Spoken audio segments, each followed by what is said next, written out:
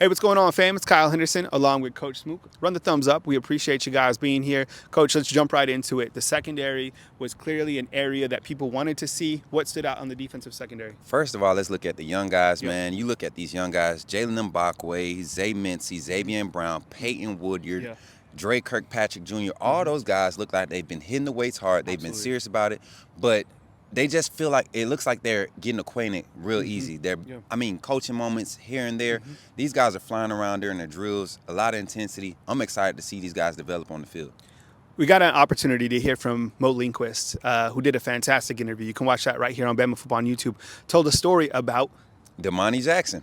what did you see from Domani? Domani Jackson, first up in the groups, right? He's I guess he's the leader now. You look at the guys, they're together. Yes. But you do see the leader starting to step out and kind of lead by example. Domani Jackson is one of those guys, and we are excited to see what he develops into because coming from USC, he had a struggle season, and we want to see him be successful, especially being at the Crimson Tide. You got a coach like Mo Lindquist coaching you up. You got some success in your near future, son. Was there anybody else that kind of popped out in terms of like a younger guy, or if you had a chance to see Keon Sabb? What else kind of stood out about the secondary? Keon Sabb being the starting free safety, just like we assumed.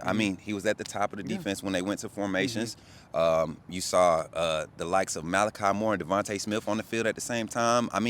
Just like you would want it. Picture it. It just seems to be coming together, and it seems like a seamless transition with a lot of these players and coaches. When we had an opportunity to hear from Kane Womack, he said, Malachi Moore is a professional. Absolutely. Him coming back, Devontae Smith. So those are your veterans that are here, and then you add on transfers like Keon Sabb, Domani Jackson. The younger guys, there's so much young talent. So that's the secondary report from you, for you guys right here on Bama Football on YouTube. Let's talk about the inside linebackers, the defensive line. I guess we'll start with defensive line. There was a new name on the defensive line. Yes, and a lot of people are going to get mad when they hear this, but Keon Keeley is a defensive lineman now, y'all.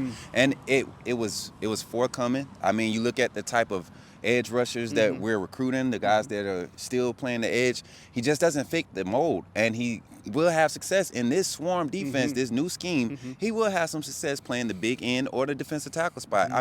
He's big enough. He's athletic enough. He can do it. That's Keon Keeley, and a lot of people are asking about him. I saw Yanze Pierre, Quay Russo. The defensive line also. Those guys are outside linebackers, so those guys just kind of jumped out to me today.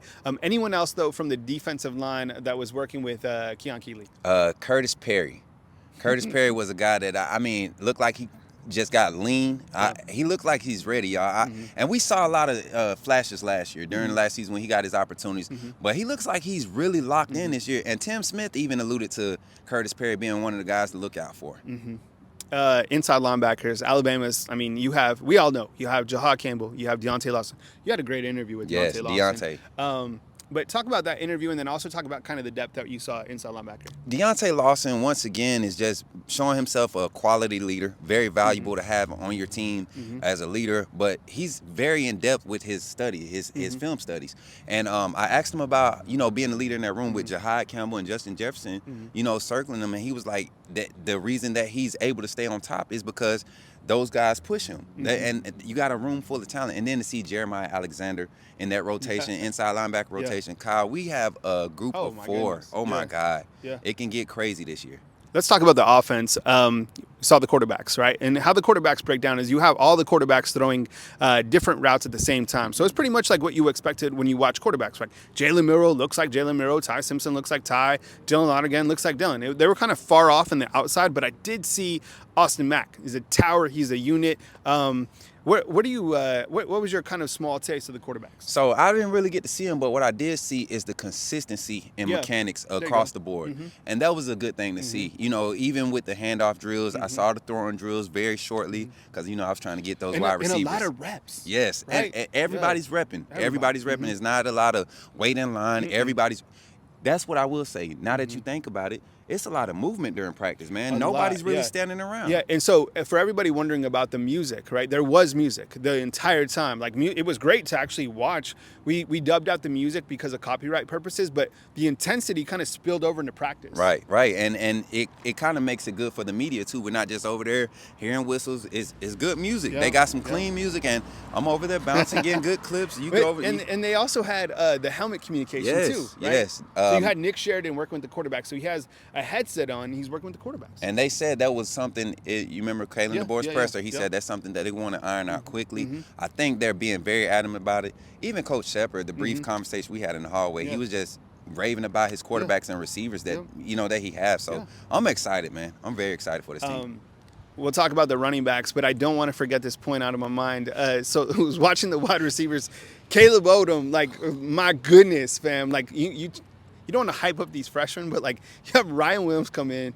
Like Caleb Odom, it was so elite. My thing is Caleb Odoms is not. He's not just an elite receiver. He's an elite 6'5", 225-pound receiver with 4.5 speed. You know, it's sometimes you have to wonder, what are these young men getting injected with? What are they putting in these kids' school lunches? Man. Like, where was it when we were coming up? He's different. He's different, yes. I also saw Kendrick Law. Kendrick Law looked great.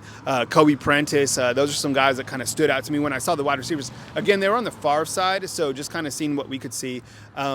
Tight ends, I saw just a little bit of the tight ends. I saw Danny Lewis out there, and then Robbie Oots, all 260 of him doing work.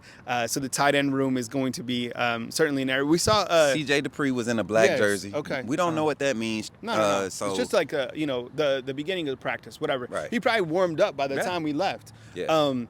The running backs. All right, so I saw the quarterbacks throwing to the running backs. You had Justice Haynes catch a ball, make you miss. Jan Miller had a nice little dazzle as well.